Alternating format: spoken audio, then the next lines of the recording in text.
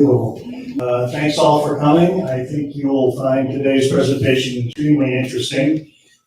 In many ways, I think this should almost be the first presentation any of us hear before we enter this journey with prostate cancer. Because it talks, our Dr. Renee Ng will talk about virtually everything that affects all of our health issues. And I won't take up much time because he has so much to say. I want you to hear it. So without further ado, Dr. Renee Ng, and what else can I say? Thank you. Thanks, Matthew. Do you guys, can you hear me? Yeah. Thank you. So I'm glad you guys are here. My name is Renee. My patients call me Dr. Renee. They try to avoid my last name because they say it's really difficult to pronounce. Maybe Inga, whatever. So our patients say, NG, nice guy. I say, well, that's good. That works on me. So I'm a doctor of Chinese medicine and acupuncturist. I've been involved with Chinese medicine since I was about 8 years old with my parents in China. So it's basically at that time, it's like, do as you're told, don't ask why, just do. So as a young kid, I was in Chinese medicine, but never knowing why I did what I did. And then I think I was around 12 years old, I wanted to do Chinese medicine for a living. And my parents say, hell no, because Chinese medicine in China is folk medicine. So folk medicine means it doesn't pay. So my parents, we had a factory, and my family's business was a garment, so we produced garments for people. And my mother was known for helping people with their aches and pains and trauma also. So picture this, you have a room, all sewing machines and stuff, and people would come to the factory and look for my mother, help them with a sprained ankle. My mother just grab a chair, put it right in the middle of the sewing machines, and start working on them. And since it wasn't our main line for income, my mother never charged them, so they would pay little here if they could. They couldn't unless they worked hard. The next day, sometimes they would come with a big dish of chicken or soup. My mother said, my mother thought I wanted to do it for a living. So I ended up going in a route of computers for the first 30 years of my life. As I went through my life, my passion for Chinese medicine got more and more, and then the how-tos turned to whys. And then as I'm helping my friends going through life, my friends are not going to sue me if I help them with the injuries and stuff like that. And as I found them getting better, I thought, wow, there really is something behind this. I started researching it, and my passion got better. As the dot-com era crashed, I own several computer companies in California. I switched over to medicine permanently, and I've been here since then. I started getting involved with cancer probably around 2004. I had the luxury of training under some incredible Chinese doctors in cancer. I had no interest in cancer at that time. My interest was training with them, but as I trained with them, it actually built a fire inside myself to see how much Chinese medicine could help people with cancer and how much need there is for people with cancer. In 2008, I moved back to San Diego, and I ended up teaming up with an old Kung Fu student of mine. He was one of the top farmers in Pacific Oncology, which at that time was San Diego's largest cancer practice. And I helped him develop an integrative cancer practice that they use Chinese medicine, working hand in hand with Western medicine. So from there, I just learned pretty much 100% of that. Moved back to Sarasota in 2011 and continued full-time acupuncture practice. And now a big part of my practice is cancer. And I hate to say that cancer is rapidly on the rise. It's not exponential, it's not increasing, it's spiking. Just this morning, I had 5 cancer patients. On Friday, I had 7 stage 4 cancer patients. So it may seem not a lot, but when you think about in the course of the year, I may see 4 or 5. In one day, I see 7.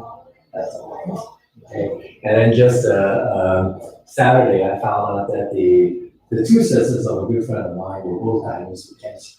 So it's like every day I'm getting these stories. So yes, there is an issue, and we need to be cognizant about that. I'll talk about that here. So just to give a little bit of background of my blurb. I tend to skip through this, but I've had a lot of patients come and say, you never talk about yourself in your talks. I said, that's not about me. So I'm just going to tell you what to read, okay? Some of you may have seen me in the past because I'm a music director at St. Mary's Star at the Sea, Long Key. So if you go to Mass out there, you will see me out there playing music, guitar, and piano, and see me on Sunday Masses. So we'll go to the fun stuff. So today, what we're going to talk about is understanding the man. This is a men's man group. So before we can start seeing what's happening to us pathologically, we need to know what we are made of first. Because we don't know what we are, how do we know what's happening to us? All right? So the first thing we're going to do is looking at who a man is from a certain perspective. Then we talk about why we get sick, and I'll give you some thoughts about what we can do, and then we'll go for questions and answers. My talks tend to be very interactive, so anytime you have any questions, feel free to interrupt me, okay? So, man versus woman, okay, always a fun part.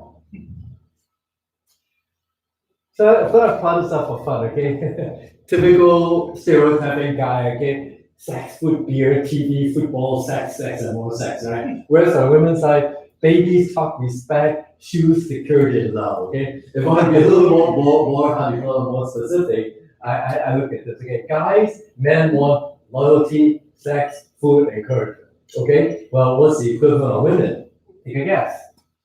Loyalty, money, superhuman sex, love, your password, and more. It's kind of joking, but it is true. It is, right? With a guy talks us like we're like sports and this right there. With a woman, you talk to her within about 10 minutes, she's changed topics 10 times, and we're like, what do you change topics? And this is a Bridget, by the way. Bridget is a coach. She's my assistant. So this gives you an idea of even just like this, how men think and how women think very differently. Well, why so differently? Let's look at it from a whole different perspective other than anatomy and biology, okay? Let's look at it from a Chinese medicine perspective, okay? How many of you have had acupuncture treatment before? Some, okay, so you have some knowledge of Chinese medicine, okay? Chinese medicine is energetic. It's based on yin and yang, okay? I'll give you help you understand this a little bit. Yin means shaded, dark color.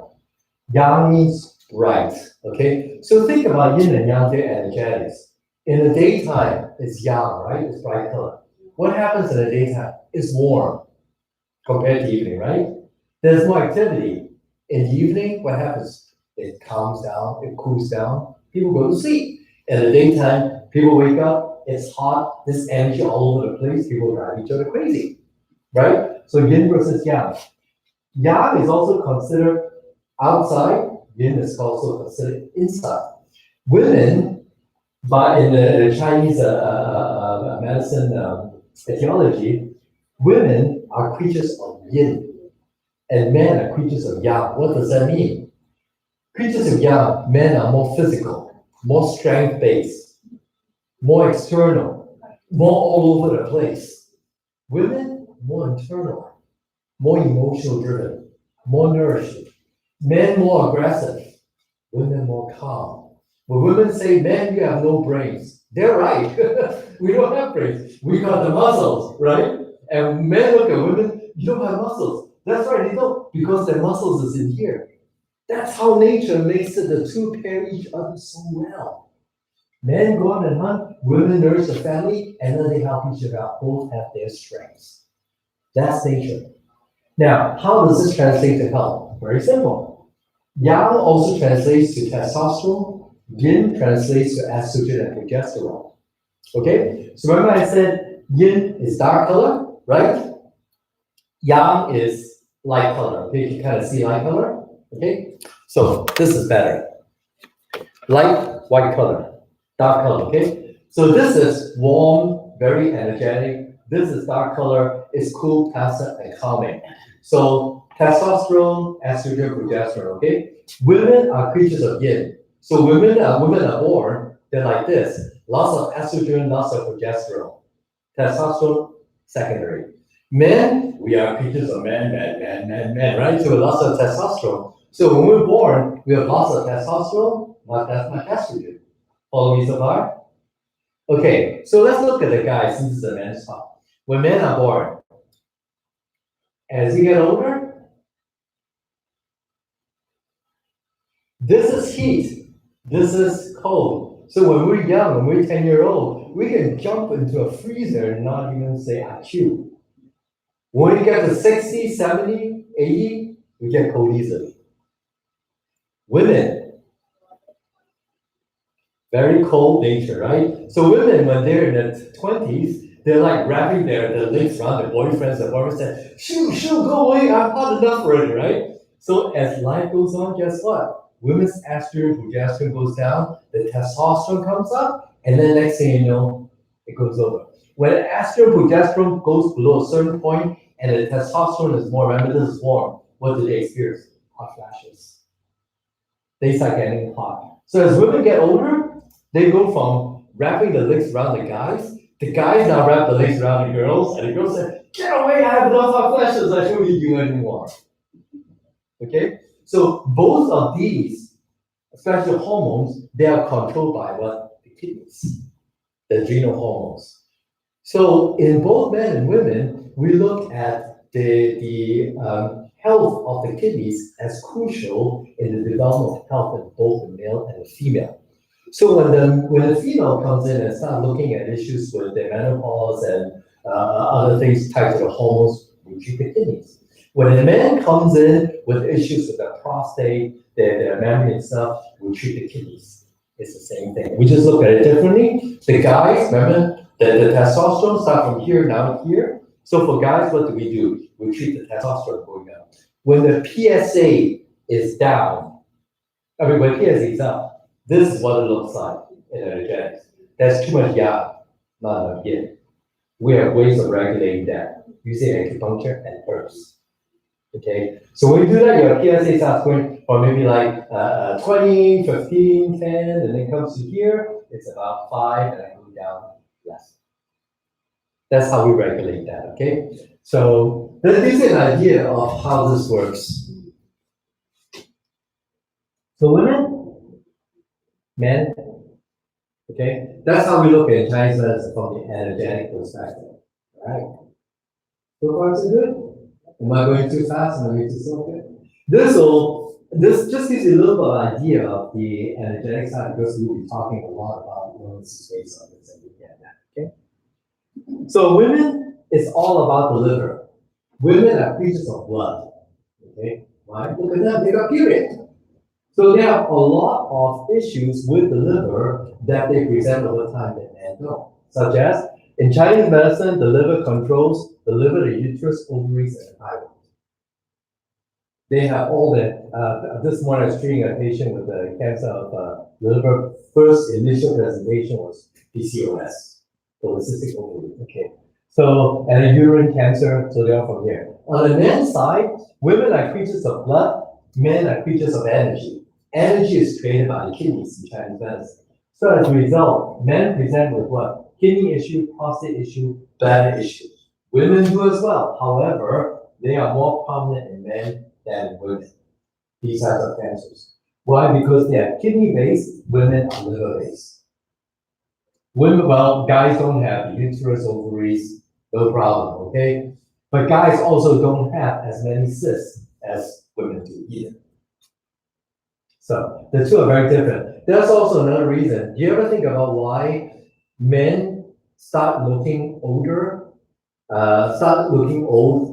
older than women? Meaning that women start looking old sooner than men. Women start looking old around 35, 40, 45, right? Men can go to 50, 60, right? Do you know why? Women are creatures of blood. As we get older, our circulation goes down. And when the circulation goes down, the women's skin, the skin tones start getting less of blood. They start getting weaker. They start sagging. So they start having those issues. Men don't. Men are not depending on the blood. Men are dependent on the energy. And the energy starts going down at around 50 or 60. That's the main reason. Men have that energy to keep pushing the blood. Women don't. Women are not that strong energy-wise. Men need the energy, which is called qi, for physique. Women don't. Women need the blood for nurturing the baby.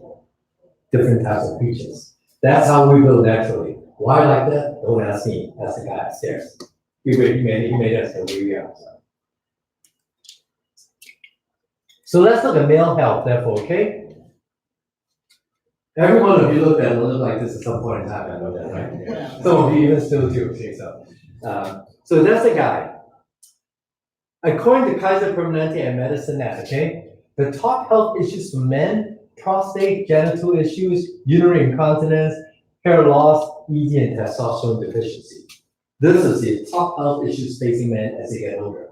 And then on top of that, the top 10 killer diseases for men: heart disease, cancers, injuries, stroke, COPD, diabetes, flu, pneumonia, suicide, kidney disease, Alzheimer's. And my wife, when she saw me put this together yesterday, she said, there's one additional thing to put there. So what she says, if it is a young guy in his 20s, it would be number 11 would be erectile dysfunction, because of the genitals don't work when they're 20, they're going to kill themselves. There's some truth to that. So, but these are the top 10 killer diseases for men, and these are the top health issues for men. In Chinese medicine, when you look at all of these, every single one of these has a kidney component inside there. It's directly tied to the kidney, okay? The kidney is the supporter of the heart. So when the kidney is off, the person can't have heart issues. It's kind of like, you doing your work and you suddenly lose your support staff. Cancers, different types of cancer, okay? Injuries, the kidney is responsible for creating the energy that moves the blood from point A to point B. If the person's kidney is not that great, movement of blood not that great, person's injuries can be severe faster and not recover fast enough either. The liver is what we call the child of the kidney. It means that the kidney provides the environment for the liver to survive, to flourish. Liver is the organ behind stroke issues. Kidney also manages the health of the lungs. So when the kidney is off, person can present with COPD, pneumonia, asthma, and other types of pulmonary conditions. So when people present with asthmatic conditions, we don't treat the lungs at all, we treat the kidneys. Diabetes, Chinese medicine is a disease of the kidney and the liver combined. Influenza, pneumonia, I just mentioned that, tied to the lungs, okay? Not suicide, okay? Suicide can be a number of things, kidney disease. And Alzheimer's, Parkinson's, and dementia are diseases of the brain, neurological, but Chinese medicine sees those diseases as not enough blood going to the brain over a long period of time. The brain is an organ, but it is also a muscle. So if you starve that organ or muscle enough of blood, it will go downhill. So how we treat Parkinson's, dementia, and Alzheimer's and other neurological disorders, we strengthen the kidney, make sure there's enough blood going to the brain, and that will help. My number one tool that I give my Parkinson's and those 3 patients, what they should use to help their Parkinson's condition and dementia and Alzheimer's to slow down, I tell them to scratch their head. Why do you think I do that? Increase blood flow to the brain, because I just said those are because not enough blood going to the brain. So if that's the case, what you do is you do this. After you do this a while, you feel the tingling in your scalp. That tingling is the blood going there. So whereas the scratching won't reverse it, guess what it will do? It will slow it down. That alone is good, right? So, and the best thing about that is it's free. It's free. Yeah. If you have a spouse and the spouse has dementia, what a great thing. Spouse goes, let me scratch your head, honey. I mean, think about that, okay? It's so psychologically boosting for the person who has a dementia, so the spouse come and scratch that. And the one that scratch, that's not just out of love, but actually helping them physically. So that's Chinese medicine. So this gives you an idea of what guys typically suffer from, okay? Erectile dysfunction, from a Chinese medicine perspective, is because the pinna muscle, okay, the pinna muscle is a muscle, and every muscle needs blood to go into the muscle. As our kidneys start faltering, okay, starts getting older, as we get older, what happens is the amount of blood that goes into the pinna muscle slows down. I mentioned the kidney produces blood that goes from point A to point B. Okay? So that P now also slows down and it starts becoming weak. So either cannot get alive or cannot stay alive. Well, that becomes erectile dysfunction. That also affects the libido. The libido is our body's sympathetic system trying to protect us. And then when the libido says, okay, dude, your little friend is not able to stay up or not strong enough, if you try and stab something, guess what? You're going to injure it.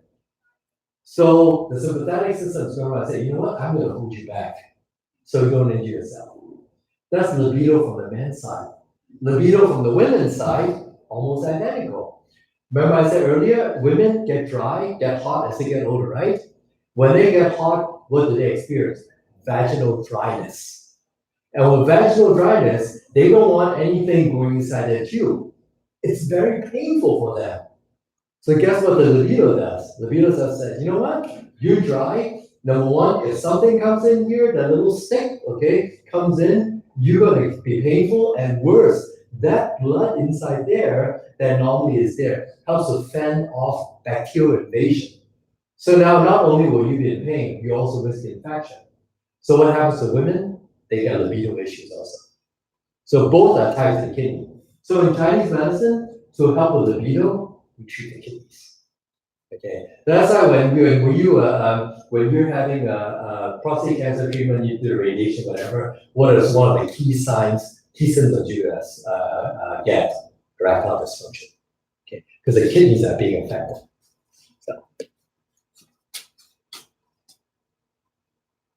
So research and statistics, okay, on cancers in the United States. Okay, this is from the American Cancer Society.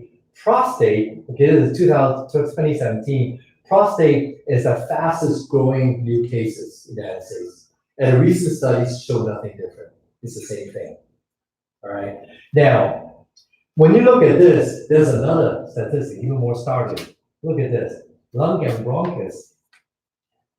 So high. Why? Think about this. I'll come back to this in a little bit. And battling cancer naturally, think about what I said just now, okay? Lung cancer is high, okay? Keep that in mind because we're going to come back to that.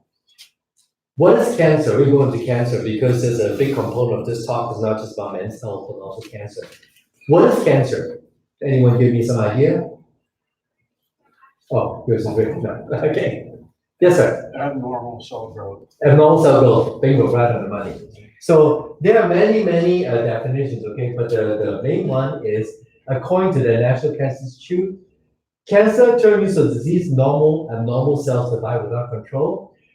Apoptosis, which is the natural cell death, is impaired. So cells that die when they're supposed to don't die, and they mutate. These cells are able to invade other tissues. Cells spread to other parts of the body via the blood, and they are destructive and can cause death. That's the cancer cells, okay? More research recently is starting to show, well, that's half the equation. The other half of the equation is, if a cancer cell is living next to an autoimmune cell, or your protective cells, why is this cell not going over and killing them, right? We are finding that this cancer cells has ways to cloak itself. One of the ways there's actually a covering around the cancer cells that makes it look like a protein molecule. So when your body's immune system cell sees, wait a minute, that's just a protein, you can go, that's why I can hit it. So number one, why is that cancer cell there? And secondly, why is the immune system cell unable to see it? The two questions need to be answered for effective treatment of the cancers. Okay, so a big part of research these days coming from Asia especially is the second question. Why is the cancer cell able to cloak? And there are a number of things that are surfacing coming out of Chinese medicine or Chinese herbs that find that the Chinese herbs kill the cancers, not by killing the cancers, but by removing the cloak, so that the immune system now kills the cancer. Okay, there are two herbs that go to do it. One is ginseng, and the other was artemisinin. We've used those for, artemisinin is the number one herb we've used for ages for malaria. And it also fights cancer. Recently, research is showing the reason why it's able to fight cancer is because some of the cancer cell properties mirror that of malaria cells. I just find it fascinating because I truly pray and wish every week that Western researchers would look more into a lot of the herbs that are used for cancer. We don't have to research, we just have thousands of years of cases, okay? Call us cuckoo, whatever. If we say a word, find out, prove us cuckoo, or find out why. Everyone benefits, right? So I'm keeping my fingers crossed that's going to continue. So that gives the idea of the origin of cancer. So continuing what about cancer? This is kind of like a graphic way of explaining it, okay? First of all, normally what happens is body is made up of many types of cells, okay? These cells grow and divide in a controlled way to produce more cells as needed to keep the body healthy. And then what happens is old damaged cells die, replaced by new healthy cells. Normal, right? That's called apoptosis. But later we'll see that's not the case. So a normal cell divides, and then this cell gets old or gets damaged, body goes and kills it. Okay, we got the leukocytes and things that just go and kills it. So what happens in a cancer situation? However, normal process goes wrong. What can make it go wrong? A lot of things. Poor diet, DNA, chronic diseases, stress, a lot of things can cause it, okay? Normal process goes wrong, and what happens is the DNA of the cell can become damaged or changed, or just different from birth. Mutations then come into play. That cell not only does not die, but it mutates. And then now it divides, and then when the cells that do not divide, they bond together, they form bundles. See, single cell, when they bond all together, they become tumors. That's how cancer cell forms. All right? Now, in Chinese medicine, we see this as two different types of cancers. This type we call it phlegm. You know, that white thing that comes out. This is a form of phlegm. We call it toxic phlegm. The single cell that moves in your blood, the metastatic ones, we call them viral cancers. They're viruses. So when they go through your blood, they form little tiny armies, not big enough to form tumors, but they're big enough to cause issues with the bone marrow, with the bones, with the fatty deposits, stuff like that. But when they become a big chunk, then they become tumors. Chinese, we call the big chunks fats or phlegm, and the small chunks, we call them just viral cancers. Viral cancers and phlegm are treated differently in Chinese medicine, but both are from herbs. So let's talk about prostate cancer, okay? So cancer that begins in a prostate gland. So what is a prostate?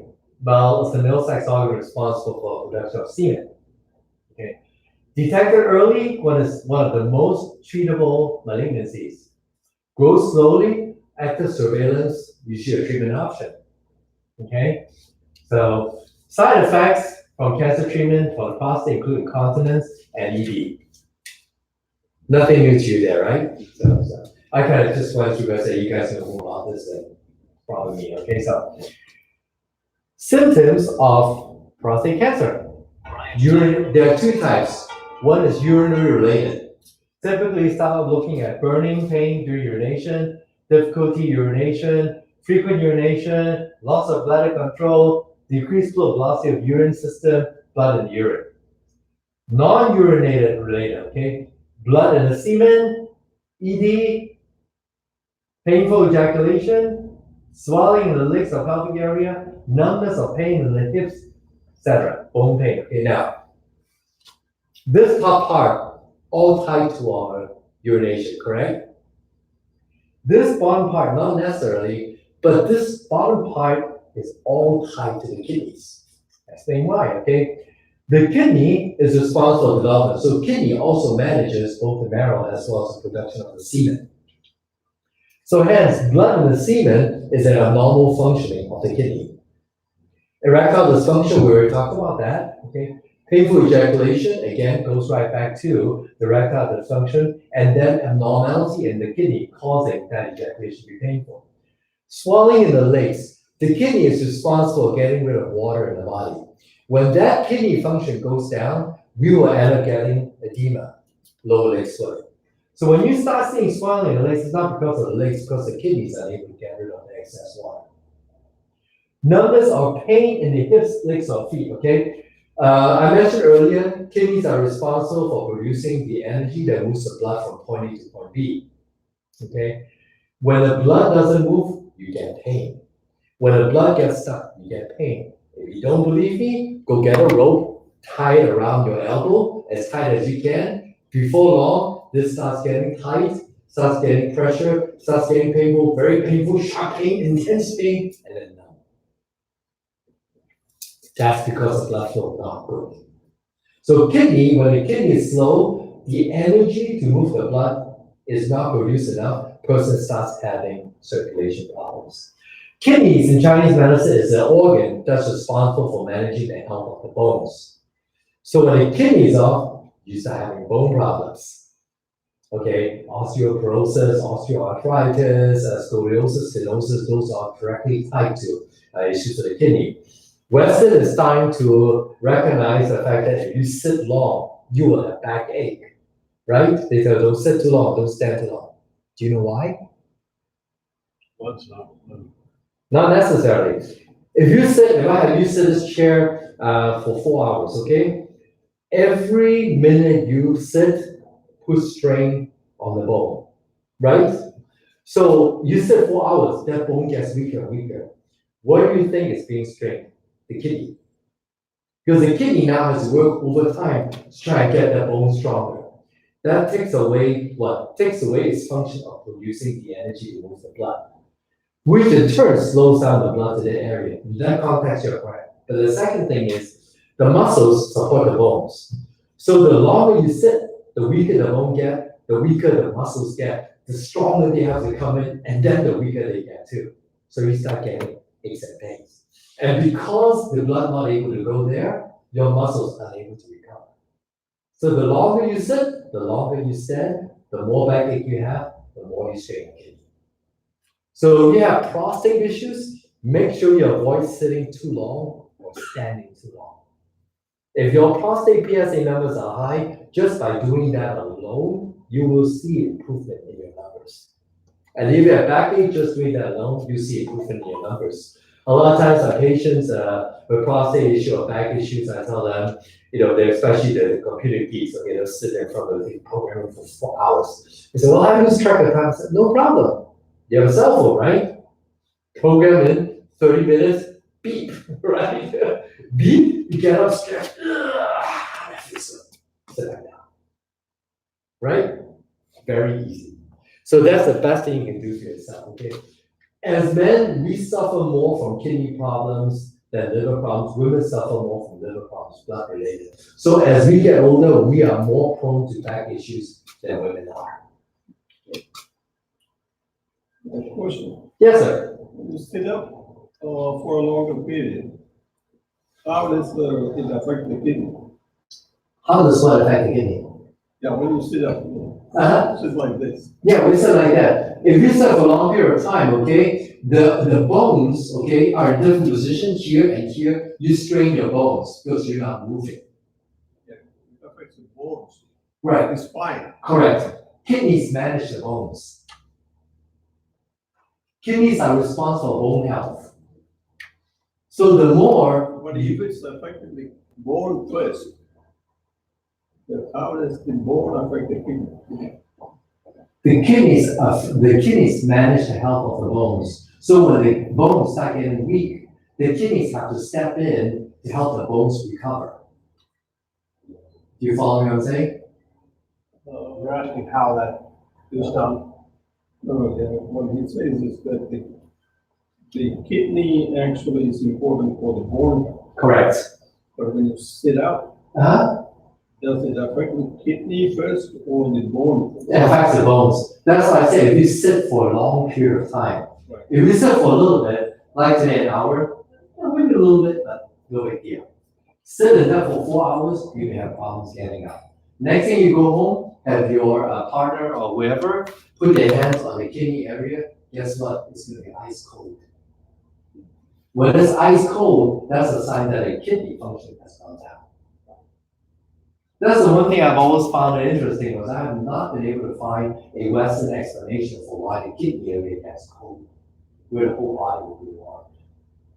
I have an opposite, issue, not Uh-huh. from sitting too Uh-huh. long or standing too long. Uh-huh. The issue that I have is when I go to sleep at night, Uh-huh. I wake up in the middle of the night and my hips and my upper leg Uh-huh. are sore. Sore, right? And Sore. it's enough discomfort to wake me up. I Uh-huh. wouldn't call it pain. Correct. As soon as I get up and walk around for a few minutes, well, Uh-huh. that's fine. Yeah. So two things can be there, okay? One of all, it can be structural. It can be something wrong with the disc and stuff like that. Because when you're, let's say your disc is normally like that, okay? And let's say the disc is a little off, for example, you lie there, fix. When you sleep, unless you're one of those sleepers that sleep and dance rock and roll, most of us, when we sleep, we don't move, right? I'm rock and roll. Okay, rock and roll. So, but still, when you rock and roll, the movement is a lot less than when we're up, okay? So the movement of the blood inside the body slows down when we sleep. So if this, like this, remember as we go older, our circulation goes down. That's why when we think about the one thing as we get older, one thing that happens to our body is our body's organs start slowing down. The impact is that it affects the production and the movement of blood in our body. It slows down, which results in the symptoms we see. That's why you don't see kids with arthritis. You don't see kids with hair loss. You don't see kids with eye problems. Why? Because eye problems, when there's not enough blood going to the eyes start slowing down. You know, arthritis, the joints get dry, they start having a trauma, and then the blood can't go there to heal, and then they start slowing down. You know, most kids don't have issues with constipation unless they eat tons of sugar, but we as we get older, we start having bowel issues. We start having digestive issues. That's because our circulation, which carries the nutrition, slows down as we get older. So in your case, when you sleep at night, your movement respective to when you're awake slows down. The movement slows down. So one of two things can happen. One is if your joint was already off, okay, now it's locked. So when you get up, that will cause pain. And when you walk, the more you walk, it goes back in. Second situation, this may be fine, but your muscles may all be tight because not enough blood going there. So when you get up, you start walking, the muscles get flooded, and then your pain goes down. So that is a key sign of poor blood circulation in the body. So the kidney affects the blood. Yes. And so how would you know if your kidney is 25% less than it should be? Mhm. Did you feel pain only after it's 75% gone, or is there a way to enhance the health of the kidney? The answer is no. You never ever know if you're 25% or 75%. Here's the thing, you could be 10% off and suffers a lot of different types of symptoms. You could be 80% off and not suffer a lot of symptoms. Everyone is different.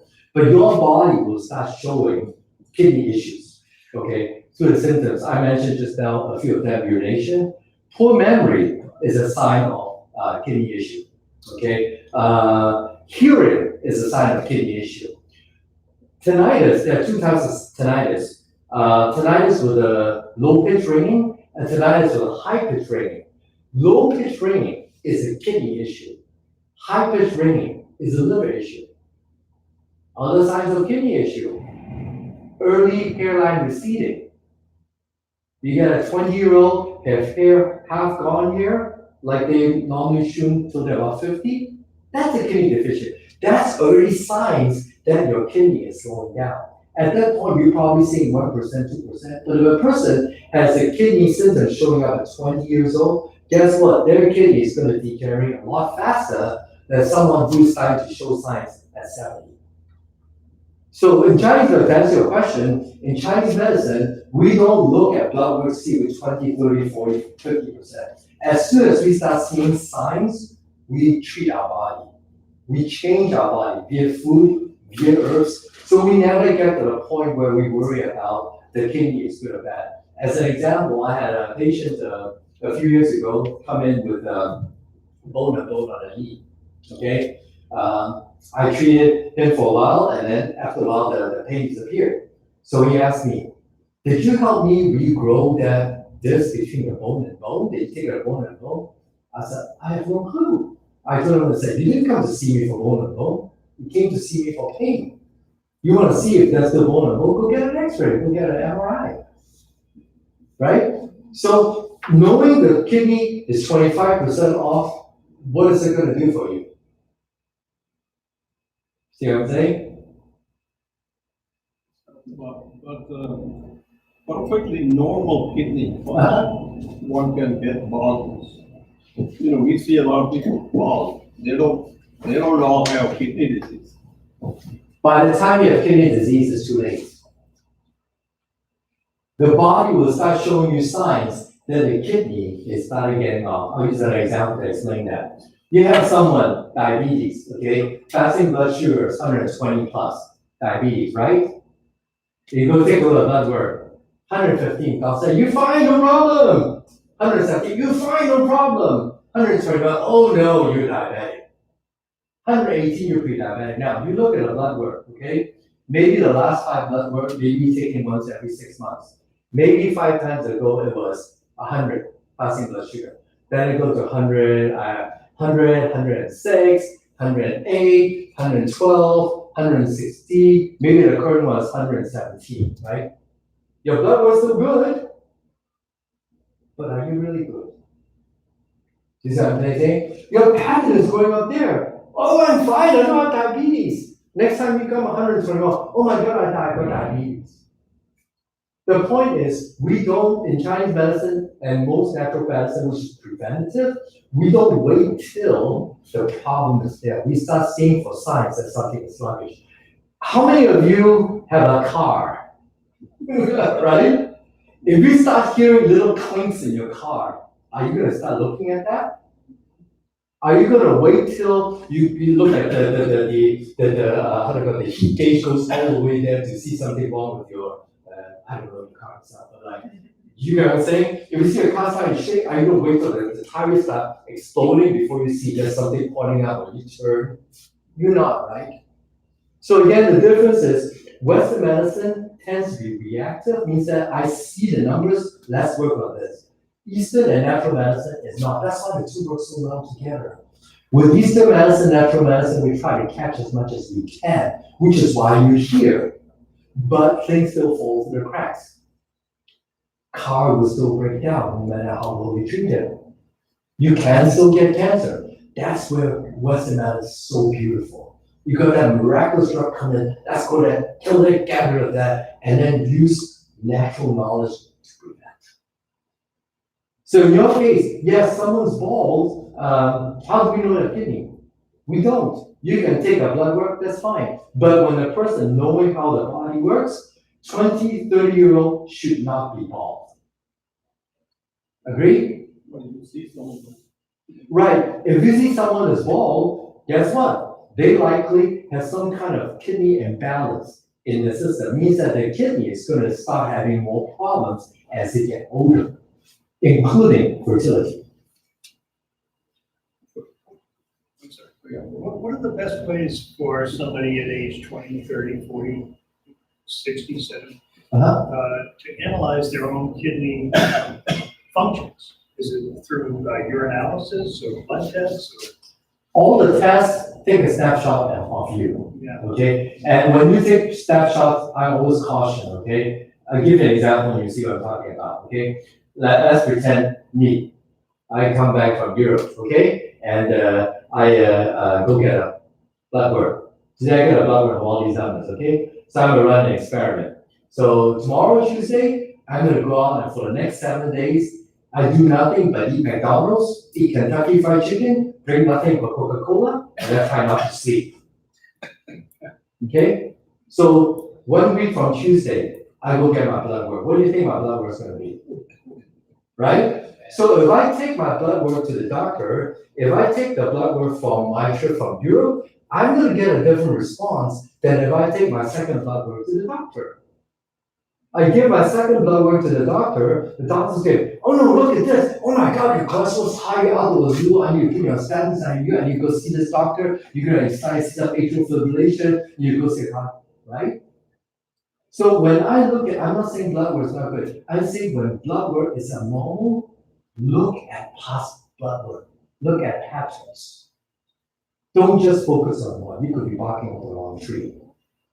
In San Diego, at the cancer center, I had so many instances where a cancer patient would come in and say, oh my God, Dr. Ray, my cancer cells are bad. Look, my tumor markers just jumped up. And a lot of times I ask them, okay, tell me what you did the last week. Where did you go? Did you have diarrhea? Were you sick? And almost guaranteed every time, something happened there. So I'd say, okay, let's do this and this and this. Go take a blood work again in 3 weeks. And then we'll see what happens.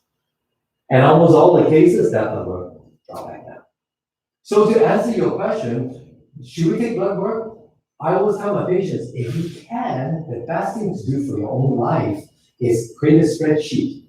Every time you take a blood work, put it in there, right? So 3 years later, let's say you did blood work twice a year, now you have 6 different blood work. You can see a pattern. If your cholesterol, for example, is 230, say, oh, it's high. Well, if you have taken, like I have an actual friend, I had to do this. He, from he was in his teens, he has his cholesterol at 230, 240. He's 50 years old now. His cholesterol is still 230, 240. You think he has cholesterol problems? No, right? Because his cholesterol goes like that. I said, that's perfect. That's how you see if you truly have problems or not. So if you guys left here and start taking your blood work, think about it 5 years from now. You have a gauge of how your body is doing.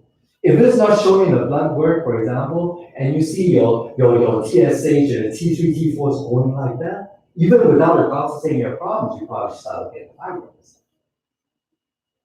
Right? There is a normal range for kidney function, for all the kidney function tests, and the urine flow and everything. There is a normal range. That is not going to change while you are eating or drinking Coca-Cola, or you are eating some meat and things like that. It's not going to change. I disagree. Because if you go and drink 1 month of alcohol, your urine analysis will totally change. How does it change? What does is it change? Huh? What kind of change do you see? Well, it depends what else you're eating, what kind of inflammatory stuff you're eating. Your kidneys, what does the kidney do? Kidney filters out all the bad stuff in your body through the urination, right? So the worst stuff you put in, the worst stuff is going to come out, and the more you're going to see inside your numbers. If you drink a lot of inflammatory stuff, you're going to see the bacteria and stuff go up as your kidney function starts slowing down. That's why you don't have one number that says kidney. They look at your urine analysis, they look at the creatinine, they look at your BUN, they look at your GFR, and then they look at all the protein and all the other stuff inside. Because one thing does not affect it. They have to look at all of them to determine what's happening with the kidney. And you are affected by the food. You are what you eat. But that's not going to change the kidney function. Whatever you eat, whether you eat meat or vegetable or whatever, the kidney eliminates some of the stuff. That is one of the functions. The excretion is the function. So how does the kidney age between someone that is healthy and doesn't eat healthy? With aging, there is some change. There is a normal. Well, you said there's changes. So what I said earlier is if you had a person drink nothing but alcohol, you are aging the kidney faster versus someone that doesn't eat alcohol. You just said it yourself. There is affecting the aging of the kidney. With aging, see, like a kidney function in a 20-year-old man is not the same as somebody is 70 years old. Absolutely correct. And there's all these kidney functions. There is a normal age-adjusted normal. You cannot be guaranteed that when you're born you have normal kidney. That's called hereditary. If you are born early, you will have a normal kidney function. You are born late, you will have a normal kidney function. If you are oversized, you will have a normal kidney function as you get older. Because the kidney is working harder for the bigger people to have to support that structure. If the person born and a person is tiny, you're gonna take a look at over time, that kidney function is gonna go downhill faster, because the reason why they're tiny is because the kidney failed to support that at birth. Kidney governs birth. What I hear from all of this conversation is that the real key for all of us as a practical matter is to make sure we keep good records. Absolutely. That we follow the course of what's going on. Absolutely. Going from age 60 to 70 or 70 to 90. Yeah, absolutely. To me, that's our real. Well, the more important question is what's the next step once you discover function that's subpar? Where do you go with that? Well, that's where the professional doctors come in, okay? Whether it's myself, a naturopath, a MD, a nephrologist, working with that. There are obviously some people that are going to be more confident with Western medicine. There are some that are going to be more with natural medicine. The key, again, like he mentioned, perfect. It's like be proactive. The whole point about keeping numbers is be proactive. A great example, women with the breast cancer, okay? They say, okay, breast cancer can be treated if it is detected early. They tell the women to go get their mammograms so they see the blip, treat it early. That's not preventative, that's early detection, right? What's preventative? Doctors know. If the patient comes in, has history of cancer, a good doctor will say, okay, you have history of cancer, I'm gonna run tests with you every 6 months, a year, depending on what the history of cancer is. That's preventative, okay? So every one of us has our own beliefs and our own trust, okay? Work with them, but remember, the best person who knows who you are is who? You. Right? The best person to know you may have some kidney problem is you. Your body will tell you. You just have to listen to it. That's the key. That is For the key. men, I have to listen to it. Men and women, the same thing, okay? Why do you think women, when they're pregnant, a lot of women, they're pregnant, they avoid sushi, even though they like sushi? Oh, here, I'll give you an example. Uh-huh. Yesterday, my wife and I were looking at photographs from 50 years ago, Uh-huh. and there I am, age 20, bald. Mm-hmm. I'm only a little balder than them. Correct. No one has ever identified any associated kidney problems that Mm-hmm. I've had, Mm-hmm. so I'm just wondering about the linkage.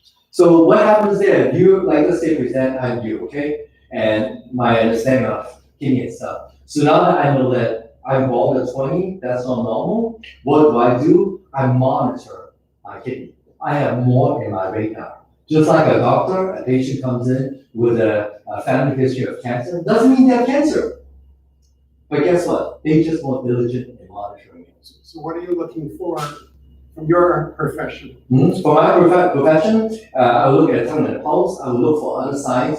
Memory, I mentioned, I think memory, hearing, okay, erectile dysfunction, okay, libido, urinary incontinence, urinary issues, okay, swelling on the legs, retention of water. Those are all signs of potential kidney issue. Urination, the stream of the urine, potentially having issue. Constantly going to the bathroom and not totally getting rid of it. Little signs like that.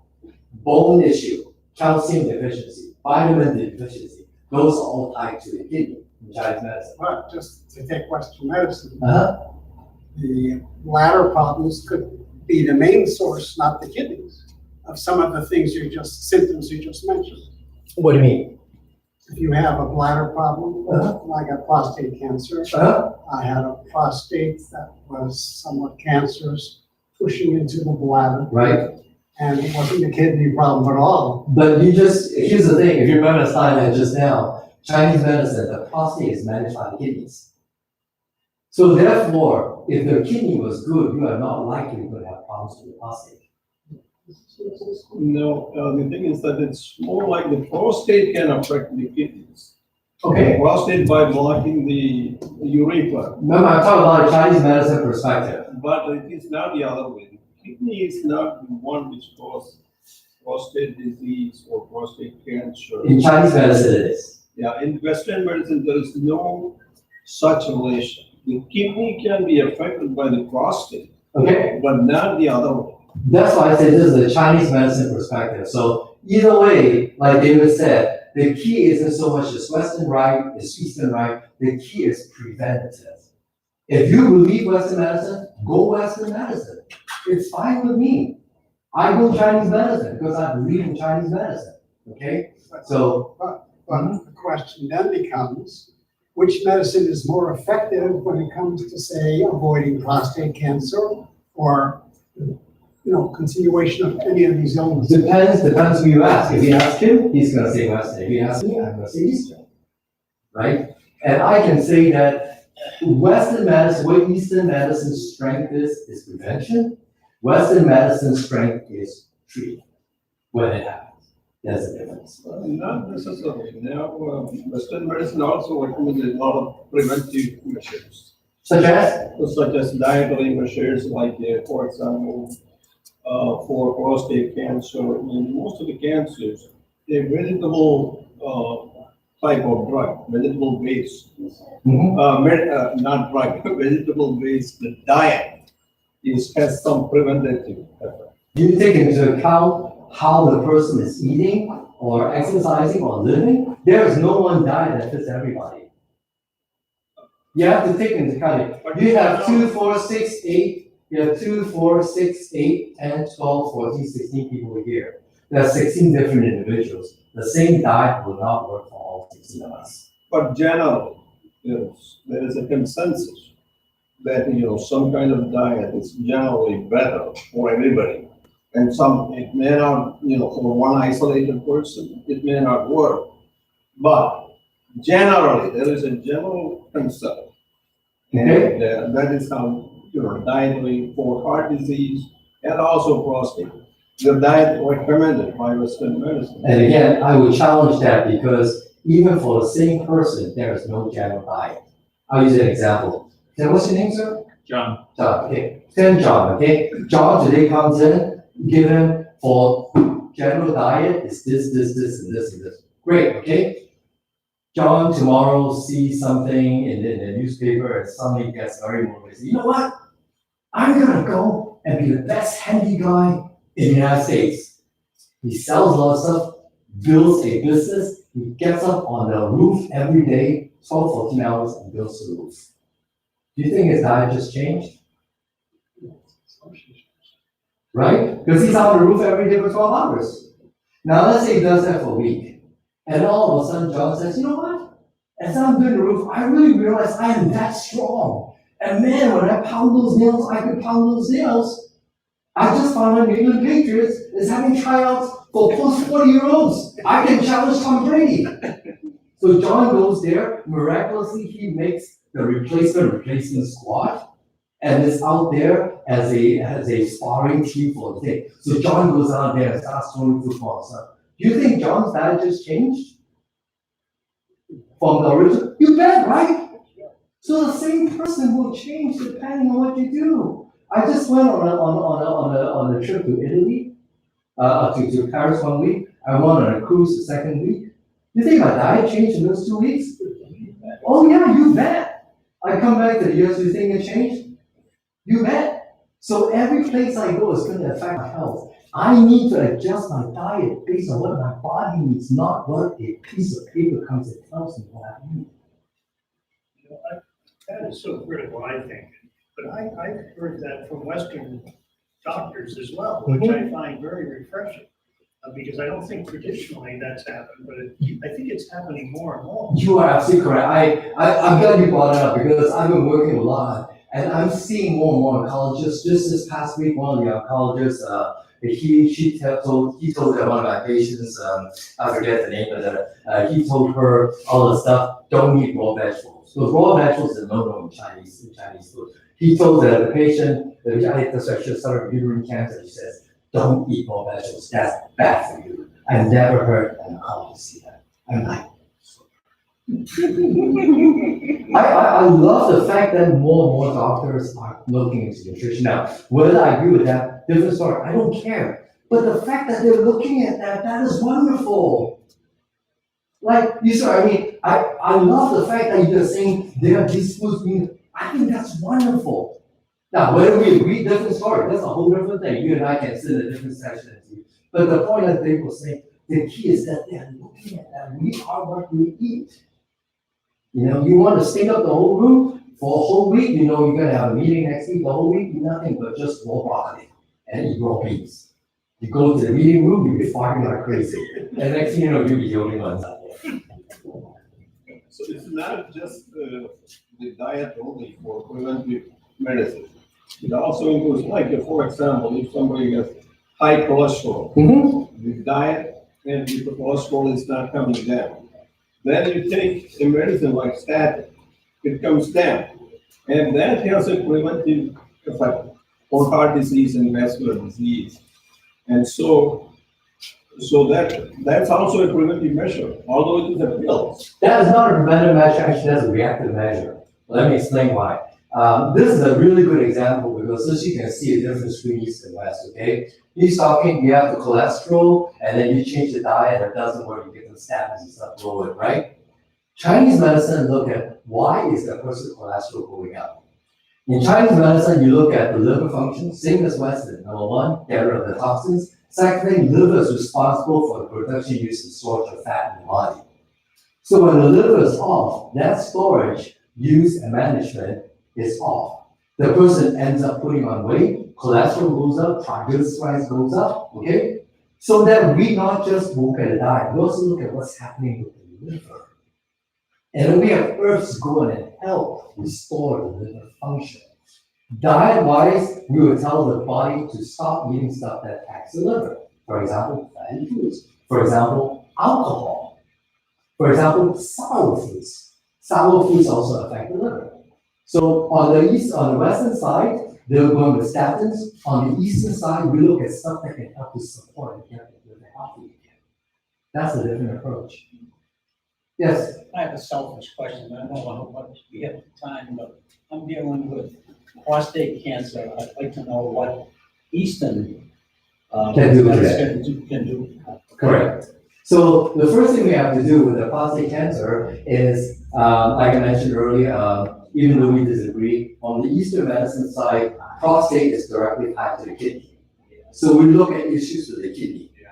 We strengthen the kidney, okay? There's a lot of, we talk the yin and yang, okay? I mentioned earlier. In prostate, the yin is not enough, there's too much yang, there's too much dryness, there's too much inflammatory condition inside. So we have herbs and stuff, we go and balance the kidneys, yin and yang, and we also strengthen the kidney to help with the prostate. Our goal is to get that PSA to lower, lower, lower, and then we try to keep the person between around 1 to at least 5. When it goes to 5, red alert goes up, we can try to work on the kidney. So that's what we will do. How do you do it? Acupuncture, herbs, diet. Acupuncture, herbs, diet, and then next thing is lifestyle. Of course, I mentioned some of these earlier. Don't sit too long, don't stand too long. If I'm on drugs, which I am, in my first Testosterone, yes. To manage that, can that work in concert Absolutely. with Absolutely. Eastern medicine? Yeah, I've been working with cancer patients now for 15 years, a bunch of cancer patients, and a majority of them are co-treating. Okay, so with the drugs, with the prostate cancer, a lot of people come with the radiation, something like that. So we work with them together. But the big key of that is diet. Kidney issues, a big part of it comes from drinks. Alcohol, beer, soda pop, okay, high sugar, high inflammatory type drinks. Because that's a funnel of those two. That's why that's the same type of group that ends up with stones, bladder stones, kidney stones, versus food, which goes down the other track and you end up with gallstones. Both are inflammatory, but one goes the other side, causing more gallstones. With liquid, it goes more down this side, the urinary tract, affecting the bladder and the kidney. And when the stuff is not able to get out, then you start having the kidney and the bladder type issues, cancers. Yes, sir. Seems to me, just in listening to you speak, the difference between Eastern and Western medicine. Western medicine is really only been around for hundreds of years. Yes, that is correct. The Eastern medicine for thousands of years. Eastern has been around for about 4,000 years, yes. But Western medicine is also evidence-based. Yes, That is based on studies performed in a Correct. scientific manner that are Correct. peer-reviewed and published. correct, And so forth. So there's a track record, a written track record of correct, X number of years. Correct. 20 years. correct. I think the earliest studies that most Western doctors would even look at would have a history of 20 years. Yes, Anything less than that, they're still waiting, Yes. waiting. yes. So how do you deal with that in Eastern medicine, when you've got thousands of years behind you? Uh-huh. Do you have those studies? Or is No, we it- don't, and we don't really believe too much in studies. Here's the reason why, okay? First of all, definition of research studies, okay? Study is not to prove something exists. Studies is to find something that exists and find out why it works. I'll explain why. For all of us, we are thankful that we have these two dudes called the Wright brothers. Because a few hundred years ago, if it was not for these two really stupid idiots that thought we could fly, and see all these people that died before them with absolutely no research, we would not be flying today. These two guys and the people that died before them used mathematics to reason whatever.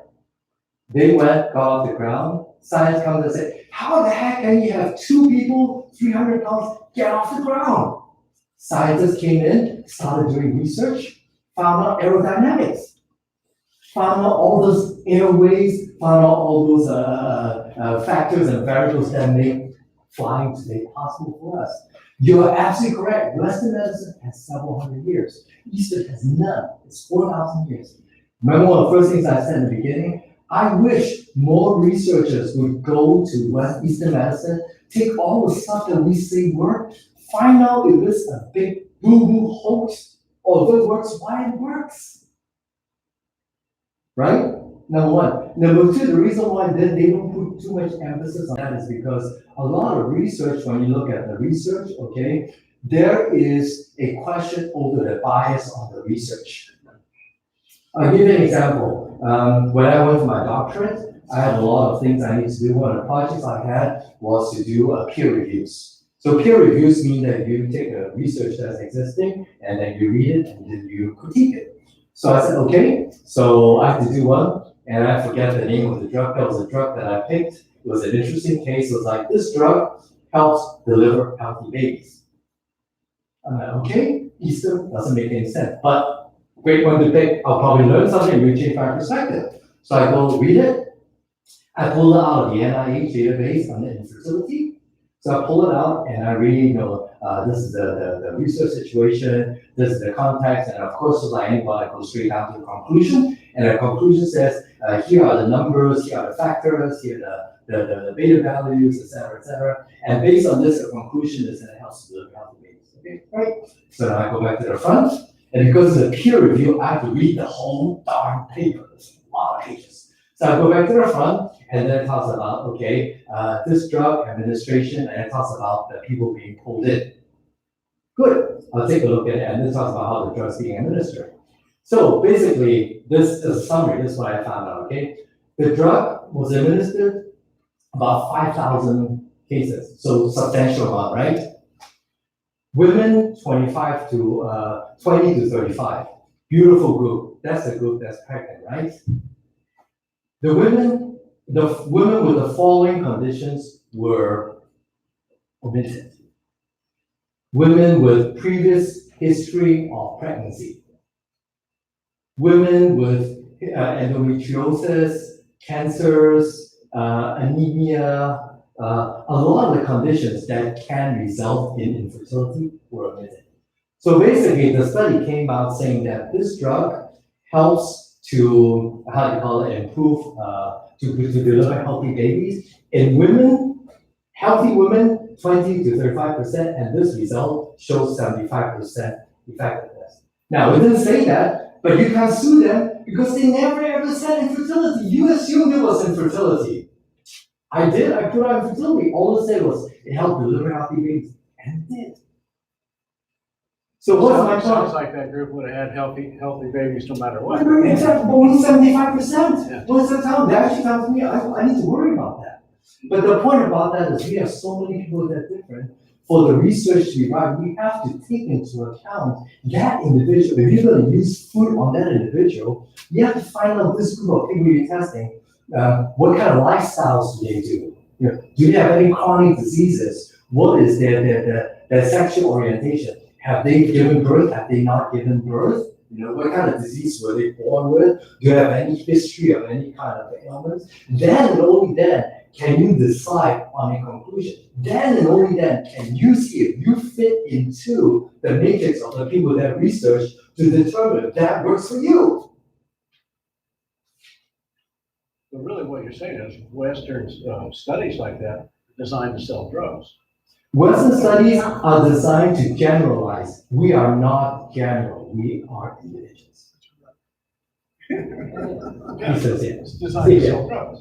I just wanted to say that when you were talking before about studies having been done, a lot of the cause and effect are anecdotal. But you really cannot, in my mind, argue that over a period of 4,000 years, if they found that if you do this, this happens, it's a positive. And over thousands or tens of thousands of people, over thousands of years, when you did this, this was a good thing, okay? And you just sort of say, well, then we'll keep doing this because this is a good thing. That, I think, is the definitive difference between Western medicine and Eastern medicine. And that is life experience, doing certain things, you had a repetitive positive result. If we did this, the majority of people had this positive result. Both of my brothers are docs, and both of my brothers approach a problem with something to fix it. Very few people, and my brothers are in their 60s, very few people have ever, very few docs have ever gone, and correct me if I'm wrong, TK, very few docs have ever had holistic training. Very few docs have ever had any kind of lifestyle trainings. Very few docs during their medical practice have ever had the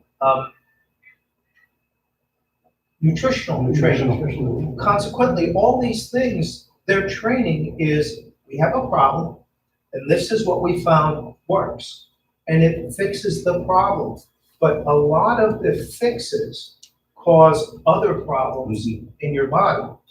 And I think one of the things that Renee and Eastern medicine, well, I want to go back to one other thing.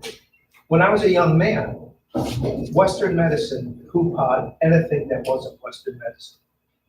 And to this day, similar situations where you're wrong until enough people say you're right.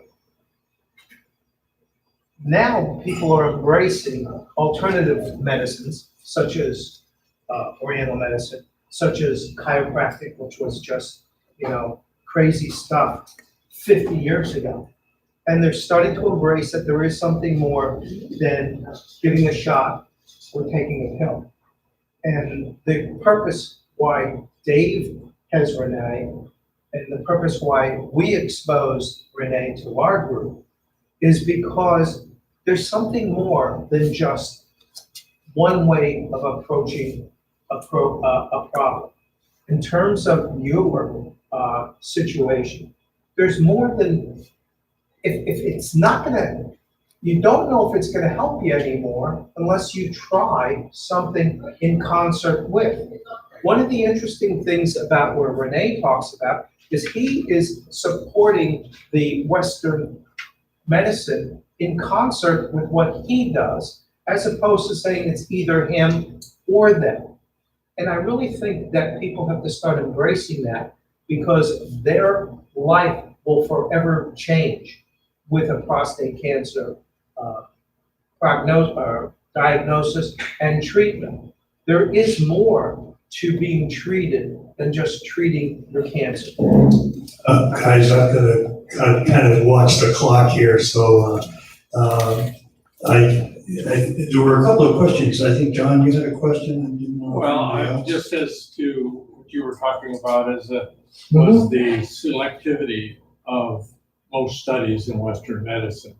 There's also And we've done a lot, my wife and I have done a lot of research with that. We really have looked at it. We've talked to many doctors on, in medicine. And who's paying for the study means so much to what the results of that study are being released. Correct. That to me was always the star. It was, who's paying for it? Yeah. How the hell do you get? What was the goal, right? When it's not an open study, okay? So that to us is imperative. Yes, yes, sir. I wonder if you could give us a quick summary of how you deal with people who have chronic pain, both physical and emotional. Mm-hmm, mm-hmm. If you could give us a sample of your wares, so to speak. Yeah, no, I'll start with leading on what Steve said earlier. He had one key word that really distinguishes how Chinese medicine is slightly different. There's a lot of word that use the word fixes. For the 4,000 years, what Chinese medicine has found is not the experience from the fixing, but from the diagnosis. For 4,000 years, we have found how the body works and what affects the body, the mind, the body, the spirit, okay, the emotion, how it affects the body. And then based on that, of course, we have a whole slew of herbs, other types of things to do that fixes it.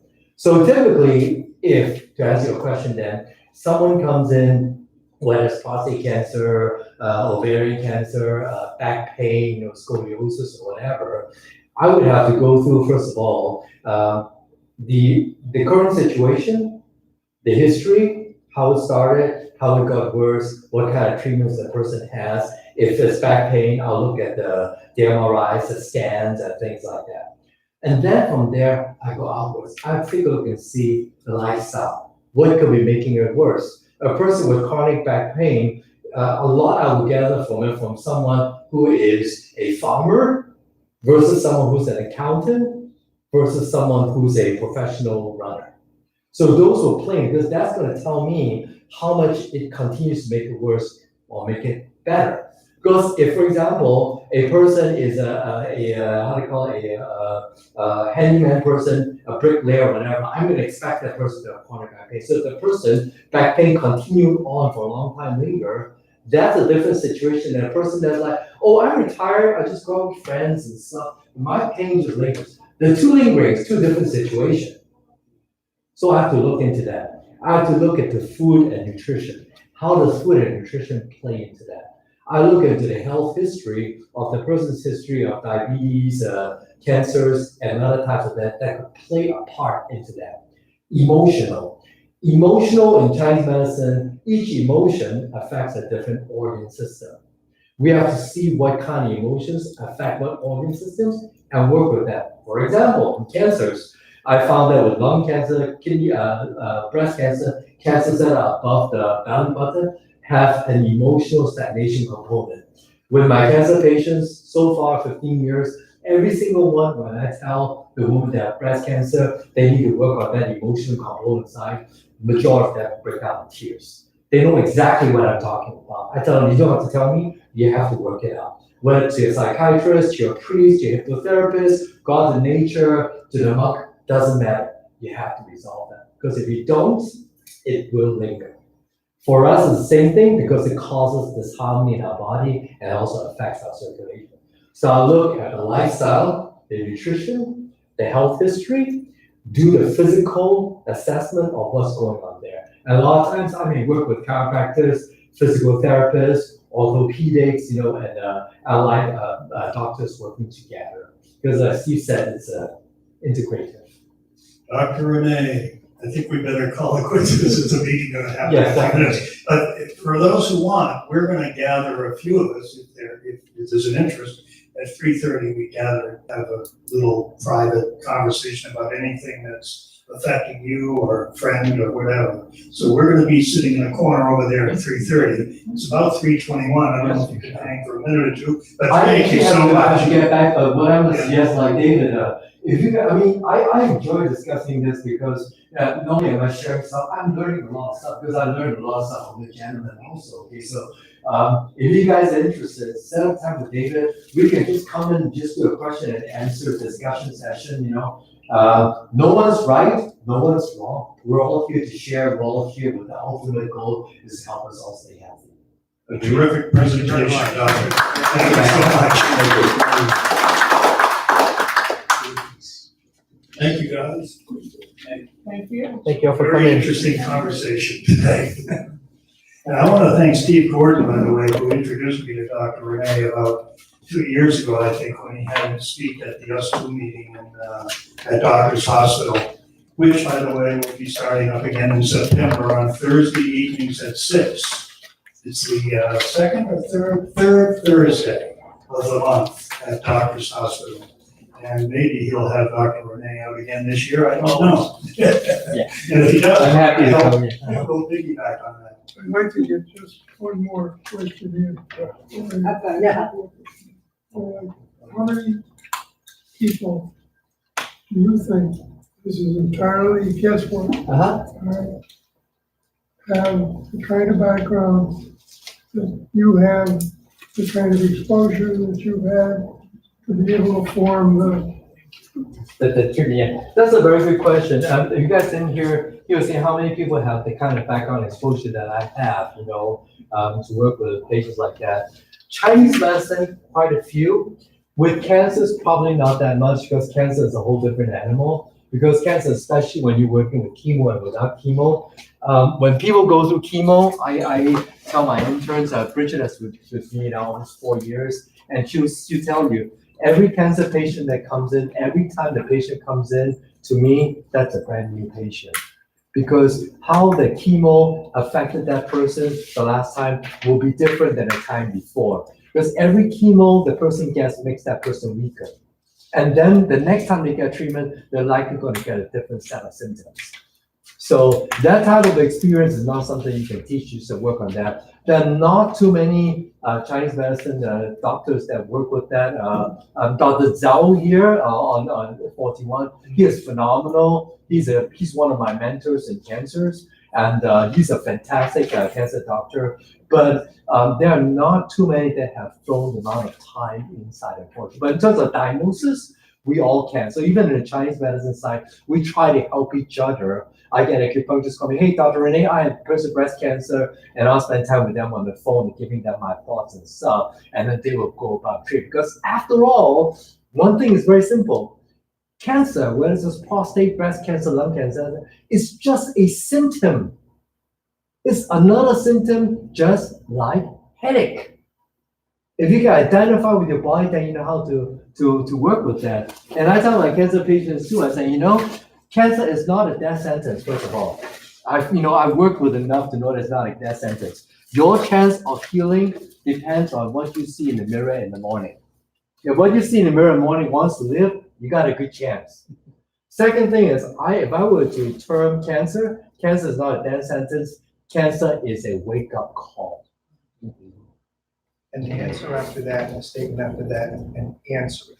Yes, exactly. Answer. If you don't answer it, it can become a death sentence.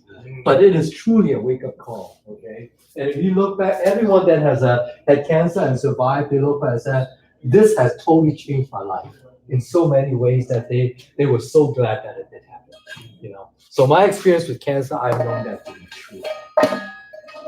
Thank you, sir. Thank you, everybody. You're welcome. Great presentation. Thank you so much. That's great. Sorry, went over a little bit. No, we did okay. Yeah, but anytime, just let me know, okay? I'm happy to come back. We really should, if you do do a presentation, Because at night, we can have like one of those rooms where everyone's using it, just it's free for all discussions. That'd be great, because you're full of so much information. It's really. And I enjoy like challenges and this. Great. I really appreciate you coming. Thank you, sir. This is only my second time to this group. First time I was here, I told everyone about a book I read years ago by Bill Moyers Yes. called Healing in the Mind. Yes. And I said, I it's a know which one. 6-part series on PBS. Yes, yes. That was a while back, like 10 years ago. More than That was phenomenal. I saw that series. 20-some years. Yeah. 25 years. Yeah. That was a, And, yeah, so I still have that book. So that was a PBS series, wasn't it? Was it a PBS? Yeah, 6 parts. Yeah, 6 part on 6 PBS. part. But yeah, because I saw the series and I ordered the book. And it's great. Yeah. Really awesome. I think he was probably the first one to really say, what is this? Yeah. You know, what is it? And to travel the world to try to get answers. Yes. It was very groundbreaking. There's a second group now called The Truth About Cancer with Ty and Charlene. They're doing the same thing. Are they? So you want to take a look at that. And they have a lot more research base. What's the name of it? It's called The Truth About Cancer. If you can always also just send me an email. And then what Here, I can I've got do, your card right you got here. my card? Send me an email. I can send you a link to their site, Do okay? you have another card? Yes, I do. Yes, I do. Oh, here. We got him. We got him. I got it. You got it? Okay. Perfect, yeah. Cool. Send me an email. I'll send you the link to that, okay? And take a look at that. It's literally the next step to what Bill Morris was doing. And this one, the latest How one, old is this picture? a few years ago. Yeah. It's Hey, like thank you 4 years very ago, much. 5 years ago. Thank you so much. My pleasure, sir. Really enjoyed it. Thank I don't you. want to take any more of your time, but Thank you so much. Thank you. enjoy it. Thank you. Look forward to talking to you guys again. Yeah, so look at that because Bill Moyers was the beginning. These guys went another step, and they actually recently did a 1-year tour of 7 countries in Asia, and they look at how the oncologists are treating over there, combining Eastern and Western, and you'll be blown away. This is Yeah. really something. Yeah. Yeah. I've always been, I used to study, like in high school, I played football and wrestling, and in college got into judo. And when I turned 40, I started taekwondo. Wow. And, you should start taekwondo at 4, not 40. Yeah, that's correct. It'll be hard to do a spinning high kick. Every day for the first 6 months, I was in pain head to toe.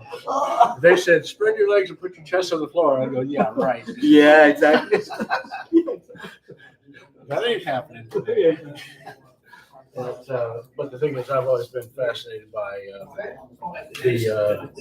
the lack of knowledge in the West about Eastern medicine. So really appreciate you coming tonight. My pleasure, sir. Thank you. If you have any questions, ping me anytime, okay? My phone, email. Okay, thanks. Thank you, sir. All right. But yeah, the weirdest thing is, I think all this stuff really started in February, where I wake up in the middle of the night, it's my buddy.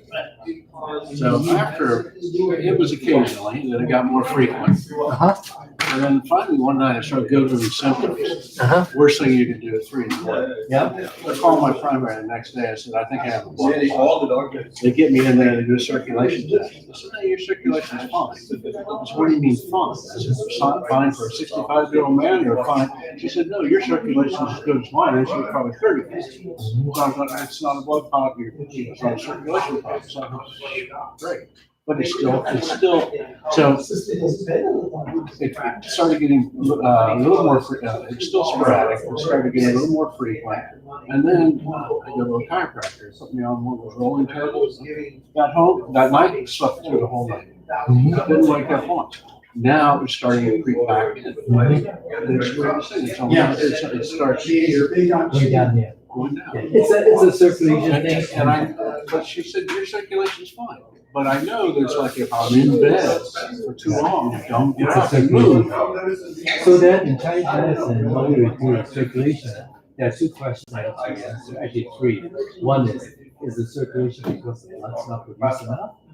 Is the circulation because the blood's not moving good enough? Or is it because it's not producing and not producing? Then and only then can you really find out what's going on. So how do we find out? We go to your health history, look at the signs and symptoms. The signs and symptoms will pinpoint exact areas. I look at your muscles, I look at the veins, I feel the temperature, and also take like the head pulse. So all those things will help me pinpoint to what kind of circulation, where, what organs, and especially food, how much that really has to do. But the good news is, because this started, it got me into my primary, got me into, which led to the urologist, which led to Right. discovering the cancer. That's true. So it's a blessing. It was a blessing. Exactly. All things happen for a reason, you know, so. All right, dude, we'll see you, okay? All right, David, thank you. I'll go back to the study.